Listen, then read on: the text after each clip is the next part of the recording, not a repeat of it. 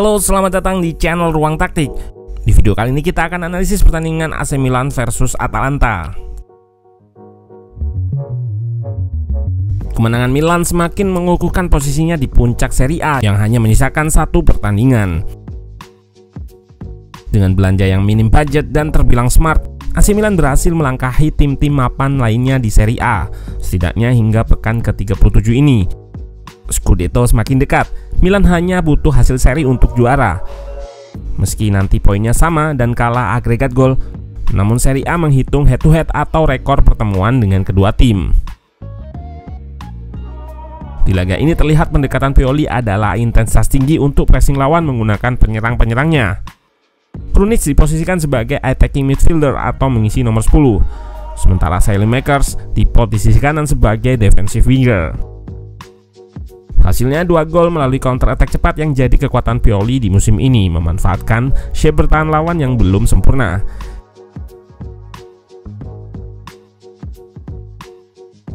Kita akan bedah lebih detail laga ini dari sisi taktikal. Let's go, kita bahas sama-sama.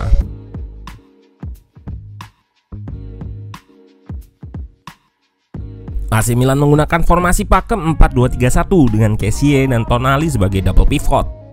Dua gelandang ini akan menopang Leao, Krunic serta Saelemaekers di tengah. Giroud diplot sebagai ujung tombak. Sementara Atalanta turun dengan pakem 3-4-2-1 dan bertahan secara man to man. Pemain Milan akan diikuti satu persatu jika sudah masuk ke area pressnya. Guna lepas dari man to man ini, Milan punya beberapa taktik. Yang pertama, menggunakan Giroud yang memancing bek Atalanta keluar dengan drop. Pemain lain di sini Leao akan mengekspos ruang yang ditinggalkan bek Atalanta.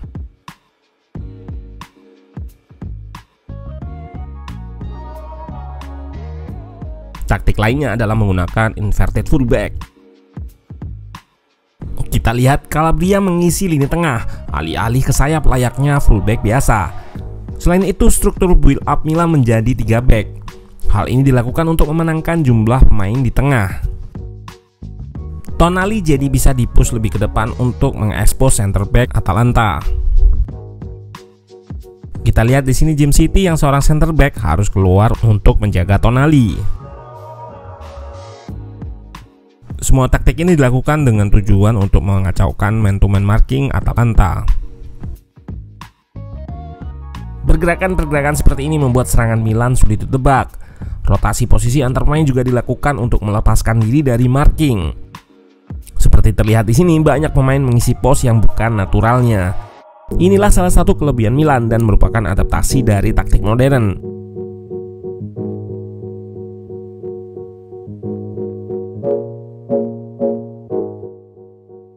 Seperti build up yang menggunakan kiper ini juga, yang makin digunakan banyak tim di Eropa.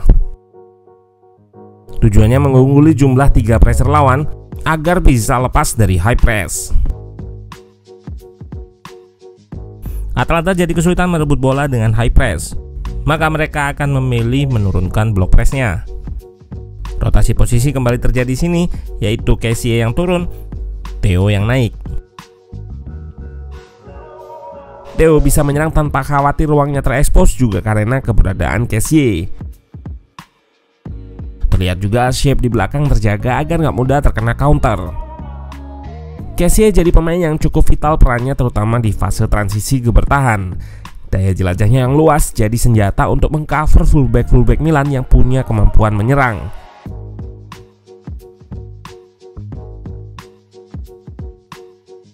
Seperti kita lihat di gol pertama Milan ini, Kessie terlihat mengcover area back tengah karena Tomori mengisi pos back kiri yang ditinggal Theo. Serangan balik Atalanta berhasil digagalkan dengan shape yang kembali tertutup rapat. Dan dari diserang balik, lalu menjadi menyerang balik. Di situasi transisi, posisi asli sudah nggak relevan lagi karena situasi yang random. Di sini Leao mengisi pos nomor 9 atau striker dan mengekspos Atalanta yang nggak siap transisi ke bertahan.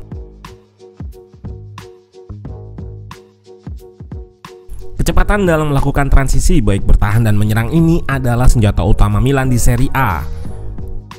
Tim bisa balik cepat ketika diserang balik dan bisa menyerang cepat ketika lawan belum siap.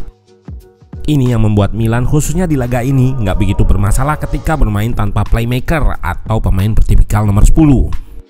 Pos ini justru diisi Krunic yang punya agresivitas dalam bertahan. Kita lihat Krunic selalu kembali ke posisi bertahan ketika timnya diserang balik, bahkan mengisi slot menjadi 5 back. Benar saja, gol kedua Milan diawali oleh Krunic yang melakukan tackle hingga ke jantung pertahanan. Lalu bola diambil Theo yang memang punya kemampuan progresi tinggi. Theo juga perwujudan fullback modern yang bisa bergerak ke tengah. Perbedaannya adalah Theo masuk ke pertahanan dengan kemampuan dribble, sedangkan kita tahu pemain macam Cancelo atau Arnold yang juga fullback modern punya akurasi umpan berbahaya.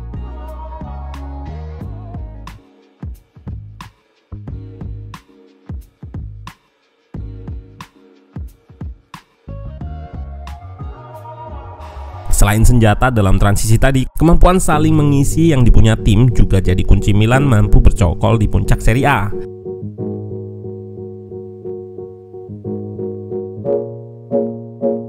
Tim ini memang bisa dibilang nggak dilabeli dengan gaya main khusus, bahkan pemain berlabel bintang. Namun filosofi yang digunakan Pioli tepat dan efektif untuk pemain-pemain yang ada. Apakah Milan bisa mendapatkan Scudetto? Tinggal selangkah lagi sebetulnya dan bisa dibilang kansnya di atas 50%. Namun di sepak bola semua bisa terjadi. Milan tanpa budget besar saja bisa berada di puncak klasemen, tapi fokus tetap dibutuhkan hingga akhir nanti.